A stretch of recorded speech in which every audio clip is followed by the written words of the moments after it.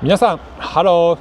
マサトです。今回もカナダの世界遺産カナディアンロッキーからお届けしてまいります。私は今ここジャスパー国立公園にあるコロンビア大氷原に来ています。前回動画をアップしたカナダで訪れるべきカナディアンロッキーで訪れるべき絶景スポットベスト10と同じ場所で今撮影をしております。で今回の動画はぶっちゃけ言います。結構賛否両論あると思いますが、今回紹介するのはカナディアンロッキーのがっかりスポット3選です。かなりね賛否両論ありそうなタイトルですけども、実際にカナディアンロッキーに住んでいる私がここは別に行かなくていいんじゃないかなとか、ここはちょっとぶっちゃけがっかりだったなとか、そう思うスポット、今日は紹介していこうと思います。特に最後に紹介するスポットっていうのはめちゃくちゃ有名なんですけど、実は超がっかりなスポットだったりします。この動画最後まで見ていただければそういう思いをせずに済むかと思いますので、ぜひ参考にしていただければと思います。で今回のそのがっかりっていうのは結構主観が入ってます。なので人によっては捉え方が違うかと思いますが、あくまで私個人カナディアンロッキーに住んでいる私の意見として参考にしていただければと思います。それではレッツゴー。今回のがっかりスポット3選なんですが、そのがっかりっていう定義をちょっとまずはしっかりしておかないといろいろ誤解が生じるかと思います。で今回の動画でのがっかりどういう定義にするかというと、そこに行くためだけに、お金や時間を使って行かなきゃいけない場所というふうにしています。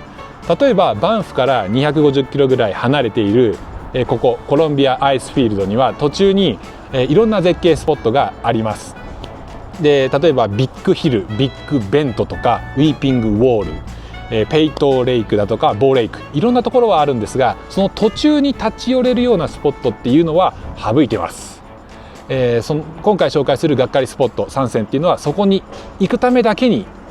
どうにかして自分で何かを手配して予約してお金を使って行かなきゃいけない場所ということにしたいと思います。さてそれではカナディアンロッキーのがっかりスポット、まず1つ目、ケイブ&ベイスンです。どうでしょうか。聞いたことある方、聞いたことない方いらっしゃると思いますが、あんまり有名な場所ではありません。でこのケイブ&ベイスンはバンフのダウンタウンから近い場所にあります。歩いて20分ぐらいで行けるスポットなんですけども、どういう場所かというと温泉が見つかった場所です。このバンフというのは1883年に鉄道工事をしてた人たちが温泉見つけまして、それを利用して町の開発をしていこうということでバンフの町が観光の町として発展してきた、その最初のきっかけになった場所として歴史的には非常に価値の高い場所なんですが、実際に行ってみると温泉が湧いてるだけです。日本人的には温泉日本にいっぱいありますよね。なんですが、温泉が湧いてるだけなんです。洞窟の中にその施設大人1人9ドルかかりますが、入っていくとその見つかった洞窟の中に入っていけるんですが、そのどうでしょう、往復で1時間歩いて、あとは滞在時間1時間ぐらい、全部で2時間使ってまで行くような場所なのかというと、私は他のところ、例えばボーフォールズっていうのがまたバンフのダウンタウンから歩いて片道20分ぐらいであります。そこは無料です。まだボーフォールズの方がカナディアンロッキーの自然を感じることができる場所なので、そっちの方がおすすめかなと思います。これ難しいね。なんかあんまり批判する気もないんですが、歴史的には価値があるんですよ、ケイブ&ベイスン。だけどカナディアンロッキー旅行の貴重な2時間を使ってまで行く場所かというと、私は後回しにしていい場所だと思います。はい、続いてカナディアンロッキーのがっかりスポット2つ目はサプライズコーナーです。どうでしょうか。結構ウェブサイトや旅行雑誌に出ている場所だと思います。ここは、曲がり角っていう意味です。サプライズはおそらくびっくりっていう意味なんですが、何が見れるかというとバンフスプリングスホテルっていうバンフの高級ホテルが見えるだけの場所です。ぶっちゃけ本当それだけの場所です。このホテルっていうのは1888年に建てられた、これまた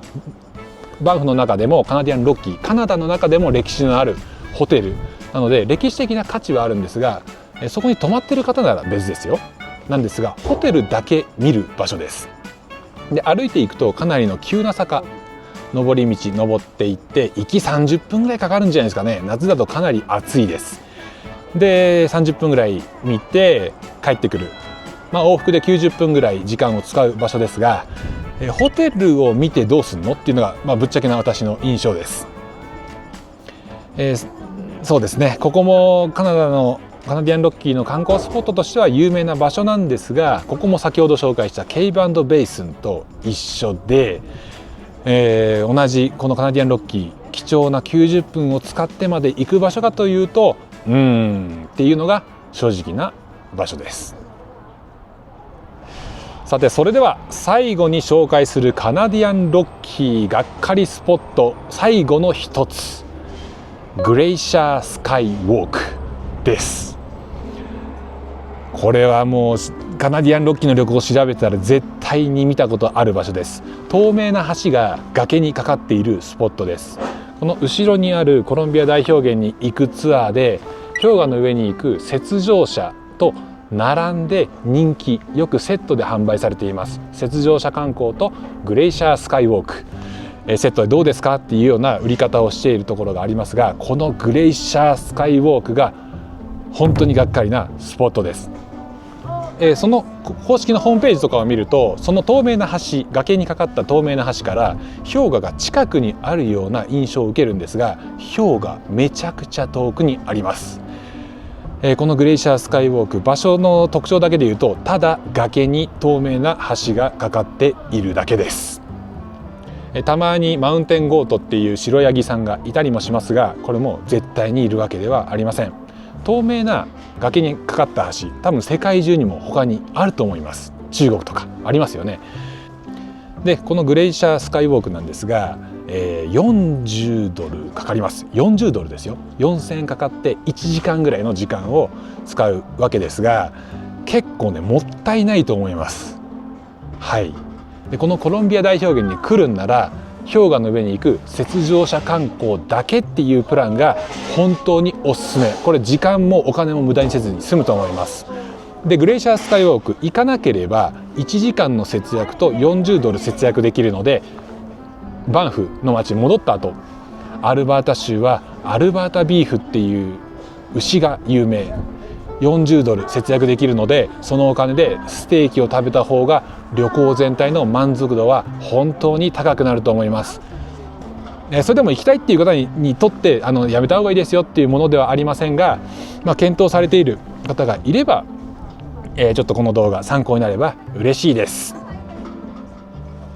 さあ、というわけで今回の動画ではカナディアンロッキーのがっかりスポット3選を紹介してきましたが、どうでしたでしょうか。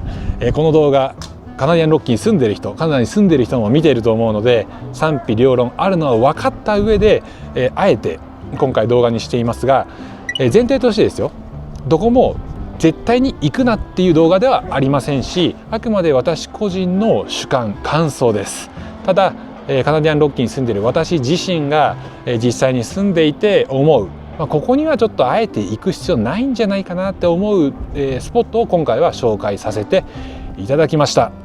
ぜひこの動画が皆さんのカナダ旅行、カナディアンロッキー旅行の参考になれば嬉しく思います。で、私はウェブサイトもやっていて、ハローバンフというウェブサイトも運営しているんですが、このウェブサイトの中ではカナダで行くべき10個のベストスポット、今度は行った方がいいと思う場所ですよ。10個のベストスポットも紹介していたり、あとはじゃあどんなガイドツアーで行くのがいいのか、レンタカーで禁止になっているスポットなんかもロッキーの中にはあります。そういったことを回避するためにおすすめの、ガイドツアーなんかも紹介していたり、あとはバンフで泊まるホテルどこがいいんですかっていうホテル紹介なんかもしています。このウェブサイト、皆さんの旅行の一つの手助けになればと思って運営していますので、この YouTube もそうですが、そちらのウェブサイトもチェックよろしくお願いします。でこのチャンネルではカナダの世界遺産カナディアンロッキーから楽しいこと、役に立つことをお届けしています。これからもどんどん情報をアップしていこうと思いますので、ぜひチャンネル登録をよろしくお願いいたします。それではまたこれからもどんどん動画をアップしていきますので、次の絶景の場所でお会いしましょう。バイバイ。